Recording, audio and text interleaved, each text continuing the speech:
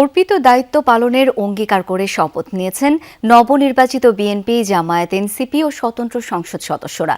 তবে সংবিধান সংস্কার পরিষদের সদস্য হিসেবে বিএনপি ও তাদের মিত্রদল এবং বিদ্রোহী স্বতন্ত্র এমপিরা শপথ নেননি।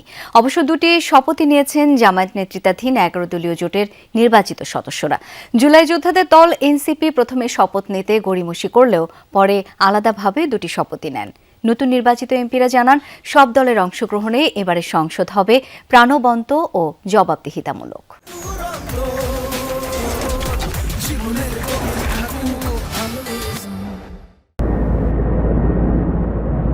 নতুন বাংলাদেশের নতুন সংসদ শপথ নিতে নির্ধারিত সময়ের আগেই আসতে শুরু করেন ত্রয়োদশ জাতীয় সংসদের নবনির্বাচিত সংসদ সদস্যরা।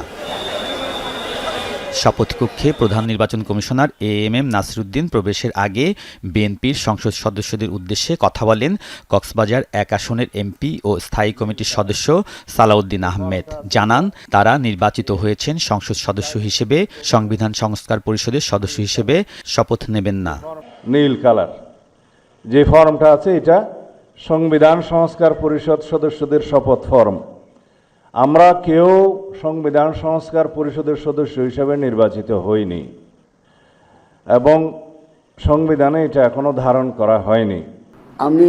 এর কিছুক্ষণ পরই বিএনপির নির্বাচিত সংসদ সদস্যদের শপথ পড়ান সিইসি। সংসদ সদস্য নির্বাচিত হইয়া অর্পিত দায়িত্ব যথাযথভাবে পালনে শপথ নেন তারা। আইন অনুযায়ী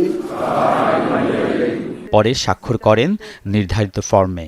সংসদ সদস্য নির্বাচিত হইয়া আলাদাভাবে শপথ নেন জামায়াত ইসলামীর সংসদ সদস্যরা। এ সময় তাদের পাশে দাঁড়িয়ে শপথ নেন স্বতন্ত্র সংসদ সদস্যরাও। তবে জামায়াতের এমপিরা সংবিধান সংস্কার পরিষদের সদস্য হিসেবে শপথ নেওয়ার সময় সেখান থেকে চলে যান বিএনপির বিদ্রোহী স্বতন্ত্র সংসদ সদস্যরা।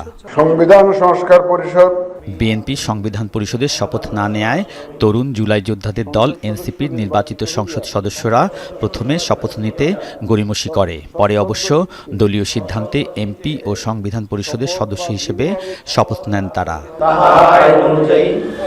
নির্বাচিত সংসদ সদস্যরা আশা করেন দীর্ঘ 16 বছর পর আবারও কার্যকর হবে জাতীয় সংসদ।